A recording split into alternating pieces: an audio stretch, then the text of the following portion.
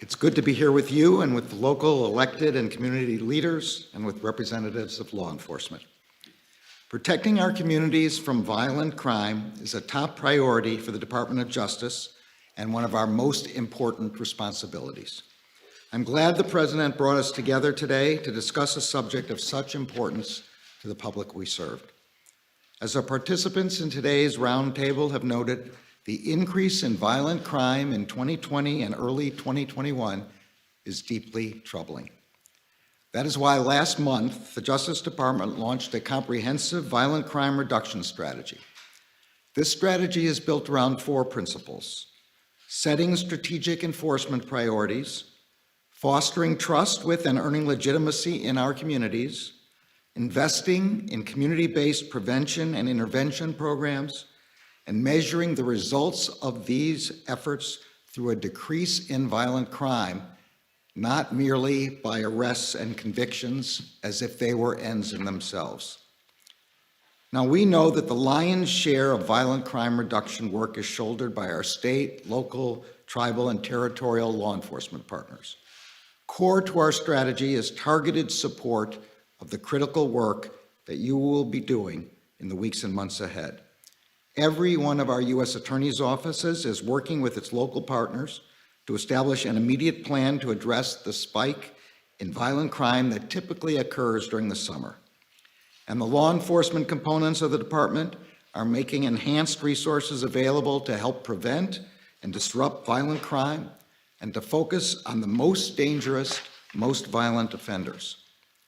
The department is also strengthening our Project Safe Neighborhoods, our cornerstone initiative that brings together law enforcement and community stakeholders to develop solutions to pressing violent crime problems. Community-led efforts are vital to preventing violence before it occurs. The Justice Department has available over $1 billion in funding through over a dozen grant programs that can be used to support evidence-based community violence intervention strategies.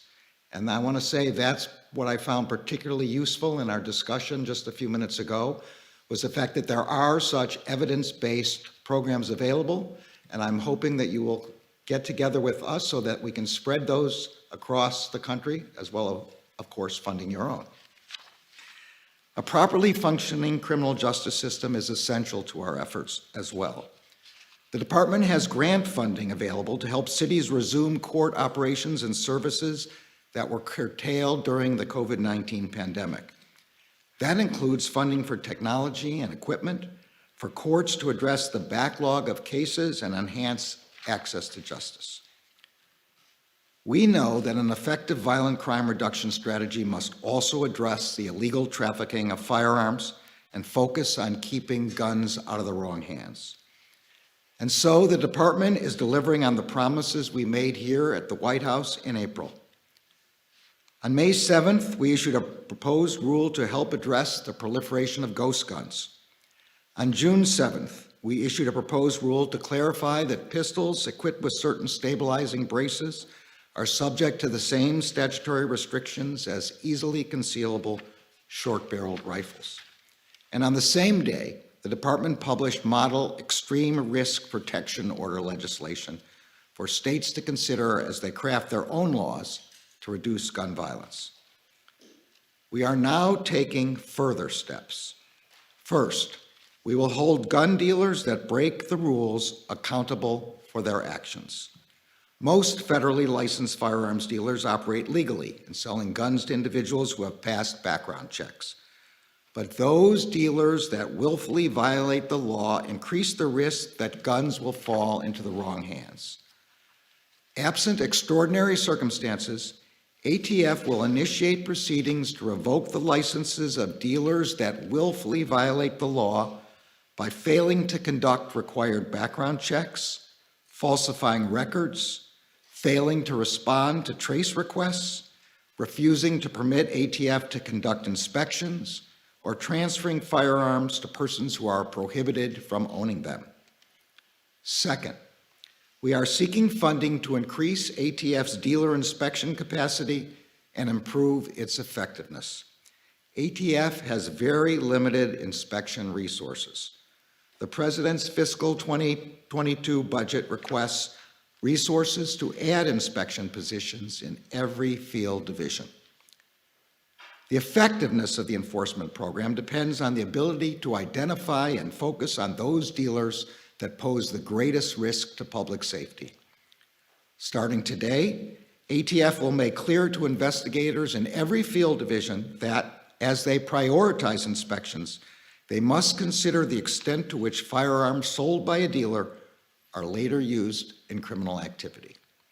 Third, we will improve information sharing with state, local, tribal, and territorial partners to help bring more intelligence and law enforcement resources to bear, as well as with the public to increase our own accountability.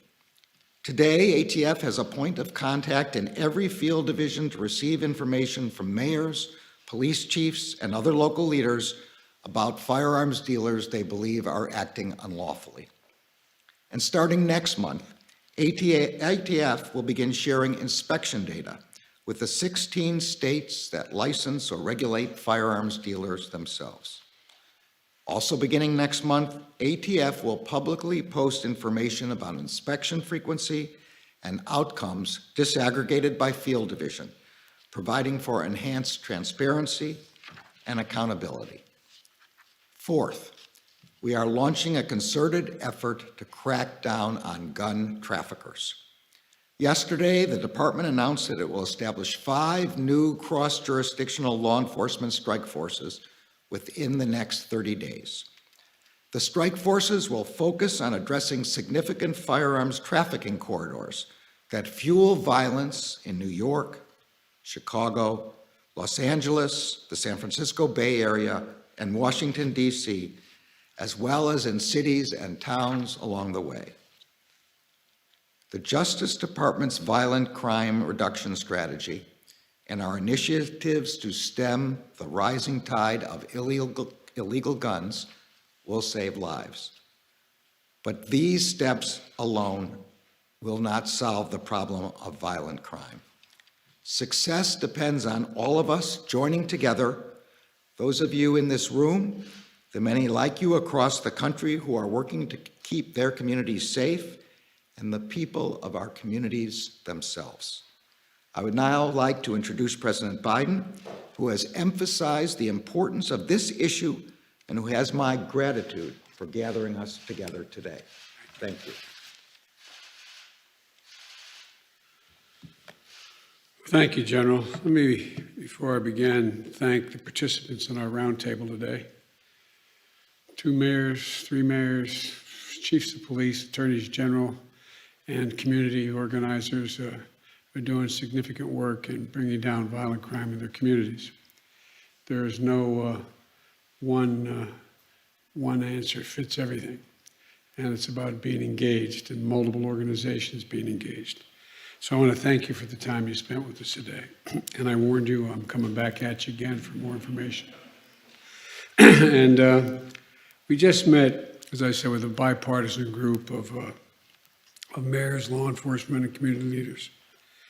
And we discussed a comprehensive strategy that I'm releasing today to combat the epidemic of gun violence and other violent crime that we've been seeing in our country for far too long, that has spiked since the start of the pandemic over a year ago.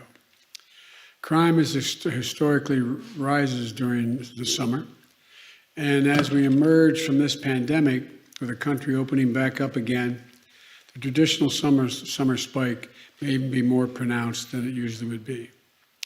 For folks at home, here's what you need to know. I've been at this a long time, and there are things we know that work that reduce gun violence and violent crime, and things that we don't know about. But things we know about, background checks for purchasing a firearm are important. Ban on assault weapons and high-capacity magazines. No one needs to have a weapon that can fire over 30, 40, 50, even up to 100 rounds, unless you think the deer are wearing Kevlar vests or something. Community policing and programs that keep neighborhoods safe and keep folks out of trouble. These efforts work, they save lives. But over time, these policies were gutted and are woefully underfunded. In our conversation today, we talked about our strategy to supercharge what works while we continue to push the Congress to act on sensible gun violence legislation. First, we discussed cracking down, as you heard from the Attorney General, on rogue gun dealers. We know that if there is a strict enforcement of background checks, then fewer guns get into the hands of criminals. Background checks have thus far kept more than 3 million guns out of the hands of felons, convicted felons, fugitive, domestic abusers, and others prohibited from being able to purchase a gun. And there's still too many loopholes in that system.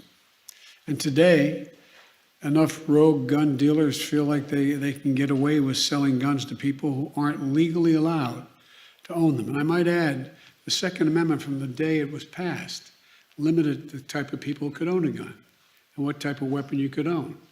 You couldn't buy a cannon. Those who say the blood of patriots, and all the stuff about how we're going to have to move against the government. Well, the tree of liberty is not water with the blood of patriots. What's happened is that there never been, if you want to think you need to have weapons to take on the government, you need F-15s and maybe some nuclear weapons. The point is that there's always been the ability to rationally limit the type of weapon that can be owned and who can own it. The last time we had data on this issue of who was purchasing guns was more than 20 years ago. 5% of gun dealers, turns out, in the study we did, showed that 90% of illegal guns were found at the crime scenes sold by 5% of gun dealers. 5% sold 90% of the guns found at crime scenes. And these merchants of death are breaking the law for profit. They're selling guns that are killing innocent people. It's wrong, it's unacceptable. As the Attorney General said, we're going to crack down on those gun dealers and the violent criminals they knowingly arm. In April, I announced that the Justice Department is going to be issuing an annual report on gun trafficking so we can update that data. Today, the department is announcing, as I just did, a major crackdown on stem the flow of guns used to commit violent crimes. It's zero tolerance for gun dealers who willfully violate key existing laws and regulations. Let me repeat, zero tolerance. If you willfully sell a gun to someone who's prohibited from possessing it, if you willfully fail to run a background check, if you willfully falsify a record, if you willfully fail to cooperate with the tracing requests or inspections, my message to you is this: we'll find you and we will seek your license to sell guns. We'll make sure you can't sell death and mayhem on our streets. It's an outrage. It has to end, and we'll end it, period. Second, we discussed disrupting illegal gun trafficking.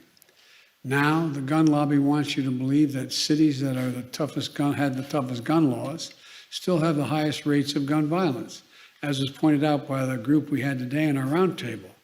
The violence is, so they argue, why do you need those gun laws if they don't work in cities that have tough laws? Don't believe it. Here's the truth.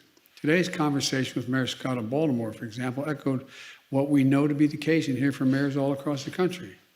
Mayors have the power to help shape and enforce the laws in their cities, but they can't control the laws in neighboring cities and states, even though the gun legally bought there often ends up in their streets. Mayor Scott says that 80% of the guns in Baltimore were acquired outside the city. Outside the city.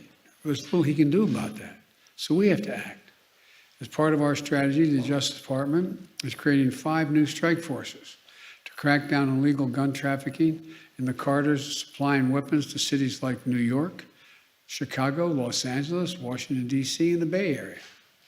With these strike forces, local and federal law enforcement and prosecutors are going to be able to better coordinate the prosecution of illegal gun trafficking across city and state lines. So, illegal guns sold from the back door of a gun shop in Virginia don't end up in a murder scene in Baltimore. And if they do, then local and federal law enforcement can better coordinate to trace illegal gun sales back to a shady gun dealer and hold them accountable. Police Chief Murray of the Police Chief Murphy Paul of Baton Rouge, Louisiana, talked about how he's coordinating more closely with the Bureau of Alcohol, Tobacco, and Firearms, the ATF, and the Federal Bureau of Investigation, the FBI, to help take on criminal organizations committing violent crimes in the city. This kind of coordination is essential to keeping the weapons of war out of the hands of dangerous criminals, fugitives, and gangs, as well as organized crime. Third, we discussed historic funding for states, cities, and counties, and tribes for law enforcement and crime prevention. You know, they've not only had to fight this pandemic, they've also had to deal with economic crisis that has decimated their budgets, forced them to cut essential services, including law enforcement and social services. And amid the COVID-19 pandemic, they've had to deal with a second public health crisis, gun violence. The American Rescue Plan, which we passed in the first 100 days of my administration, is providing much needed and historic relief to bring back those law enforcement jobs and social service jobs. Much of this relief has already arrived. The rest is on its way. And we're now providing more guidance on how they can use the $350 billion nationally that the American Rescue Plan has available to help reduce crime and address the root causes. For example, cities experiencing an increase in gun violence were able to use the American Rescue Plan dollars to hire police officers needed for community policing and to pay their overtime. Mayors will also be able to buy crime-fighting technologies like gunshot detection systems to better see and stop gun violence in their communities. They can use the funding to scale up wraparound services for the residents as well, including substance abuse and mental health services that we know will make a difference in prevention of crime. Here's another example that reminds me of the old saying my mom used to use. She'd say, "An idle mind is a devil's workshop." Well, school's out for the summer. Teenagers are in tough neighborhoods. Who are in tough neighborhoods? No jobs, more trouble. We know summer jobs, training, and recreation for young people work. They help make sure young people pick up a paycheck instead of a pistol. One study found in Boston Summer Jobs Program for Youth reduced violence crimes by 35% in Boston. Another study found that a program that offers high school students in Chicago a good summer job and an adult mentor and behavioral therapy led to a 45% drop in violence. We can invest in more of these programs with the American Rescue Plan. And here's another thing states, cities, counties, and tribes can do with that funding. When someone finishes their time in prison, we can't just continue to give them $25 and a bus ticket. They end up right back where they started and got them in trouble in the first place. Or no option for being able to provide for access to public housing, or for schools, or for mentors to help them find their way, and the stuff that prevents recidivism and helps them integrate into society.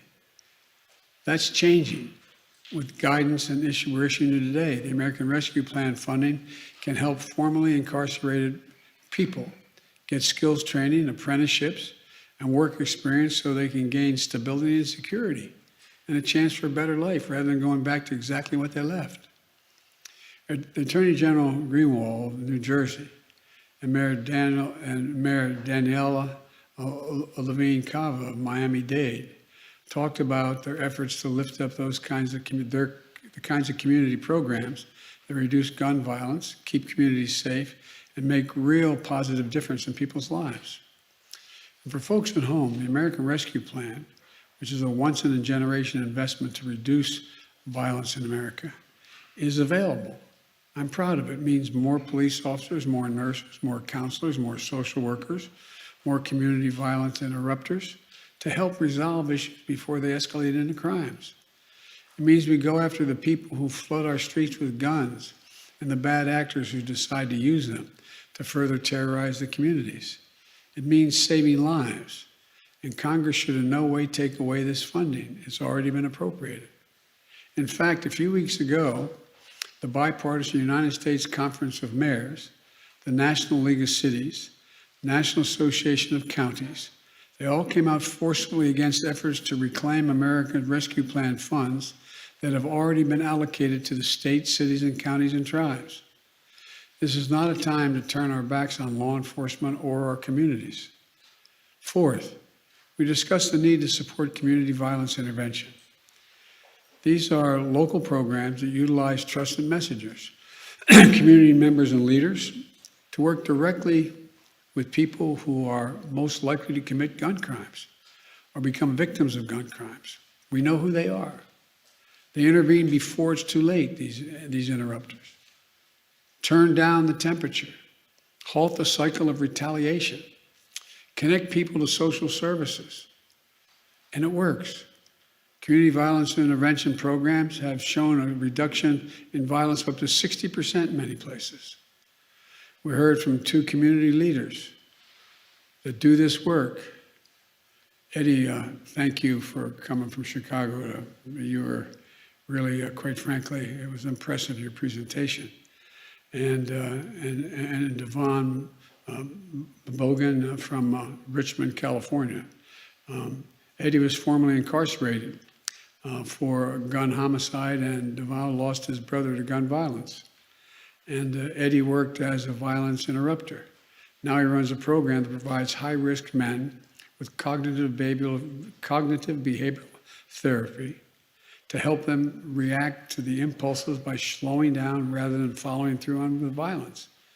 It puts them in paid jobs to change their trajectory. The program has reduced shootings by 40%. Devon runs a program across California and 6 other states that enroll high-risk individuals in peace fellowships, complete with intensive mentoring and social services. It's saving lives. In Sacramento, for example, 91% of the participants stayed away from gun violence. States and cities should invest in American Rescue Plan funds in those kinds of anti-violent crime programs. And today I'm announcing that the White House will be working with 15 jurisdictions that are doing exactly that, from Baltimore to Baton Rouge to Memphis to Minneapolis, to build up their community violence intervention programs starting this summer. And Mayor Steve Allender of Rapid City, South Dakota, a Republican and a former chief of police himself, joined us today and will be part of the effort to help disrupt cycles of crime and violence in his community and nearby tribal communities. We need more mayors to follow, and I'm going to be keep pushing for more of these proven programs, which are part of the American Jobs Plan in my budget. Fifth, and I'll close with this, we talked about the lives we lost have already been lost and the lives that we can save. We talked about how much pain and loss so many people have experienced and so many people have now accepted as their fate here in America. We have an opportunity to come together now as Democrats and Republicans, as fellow Americans, to fulfill the first responsibility of government on our democracy, to keep each other safe. Enough. That means Congress passing sensible gun prevention, violence prevention initiatives makes sense. Background checks, ban on assault weapons, repeal of liability shield for gun manufacturers. It means the Senate reauthorizing the Violence Against Women Act, my proudest legislative accomplishment, to close the so-called boyfriend loophole. It's boyfriend and stalking loophole to keep guns out of the hands of abusers. We added the provision saying if you have a stay-away order, you are stalking someone and you're told that has to stop, you can't own a weapon. Every single month, an average of 57 women are shot and killed by an intimate partner. We can help stop that. It means confirming my outstanding nominee to lead the ATF, David Chipman. It's been without a leader for a while. The top job has been unconfirmed for much too long. A career and distinguished ATF official for 25 years, David is eminently qualified for the job that we desperately need to fill. As Vice President, I pushed hard to lift the freeze on gun violence research at the Center for Disease Control, the CDC. Guess what? Why should they not be able to study gun violence and what causes it? But there's been a block on it. I want to unfreeze that. As president, my budget doubles funding for the gun violence research at the CDC and the National Institutes of Health, the NIH, to study gun violence as a public health threat that it is. And while we keep pushing there, Vice President Harris and I also, and our entire administration, will continue taking action where we can. Let's stop the proliferation of ghost guns, as we announced back in April with the Attorney General. We need to support the development of smart gun technologies. This doesn't affect responsible gun owners or Second Amendment rights. It helps keep guns out of the hands of people who shouldn't have them in the first place, from a child who accidentally picks it up to a burglar or a violent criminal trying to steal it and use it. We need to keep building on the gun violence and crime prevention strategy we're laying out today. Folks, this shouldn't be a red or blue issue. It's an American issue. We're not changing the Constitution. We're enforcing it, being reasonable. We're taking on the bad actors doing bad and dangerous things in our communities and to our country. Talk to most responsible gun owners and hunters.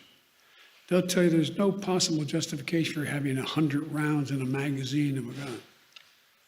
Like I've said before, what do you think? The deer wearing Kevlar vest? Responsible gun owners will tell you that there are too many people today who are able to buy a gun but shouldn't be able to buy a gun.